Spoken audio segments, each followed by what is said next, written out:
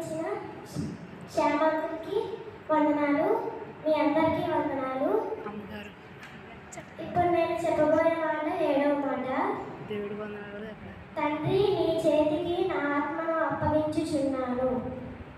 అంటే ఈ మాటలో మనము నమ్మకం, విధేయత, రిలేషన్షిప్, దేవుని చిత్తము చూసుకోవచ్చు. ఫస్ట్ నమ్మకం దగ్గరకు వస్తే, యేసయ్య తన చివరి శ్వాస వరకు కూడా తండ్రి పట్ల నమ్మకం కలిగి తన ఆత్మను అర్పించుకున్నాడు. ఎటువంటి టైంలో కూడా ఎక్కడ నమ్మకం కోల్పోలేదు. నెక్స్ట్ విధేయత విషయానికి వస్తే, యేసు పుట్టుక నుండి మరణం వరకు తండ్రితో విధేయత కలిగి పరిశుద్ధంగా జీవించారు. ఫిలిప్పీయులకు రాసిన పత్రిక 2:8. మరియు ఆయన ఆకారమందు మనుష్యుడిగా కనబడి మరణము పొందినంతగా, అనగా శిలువ మరణము పొందినంతగా విధేయత చూపిన వాడై తన్ను తాను తగ్గించుకొనెను. ఈ వాక్యంలో మనము తండ్రి ముందు కుమారుడు ఎంతో విధేయత చూపి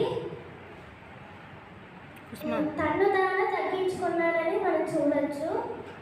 నెక్స్ట్ రిలేషన్షిప్లోకి వస్తే, ప్రాణం పోతుంది అయినప్పటికీ తండ్రిని జ్ఞాపకం చేసుకున్నాడు. 7వ మాటలో మనం చూస్తే తండ్రి అని పిలవడం కూడా ఒక రిలేషన్షిప్లో మనం చూడవచ్చు. లాస్ట్ దేవుని చిత్తం దగ్గరకు వస్తే, తండ్రికి కుమారుడు తన ఆత్మను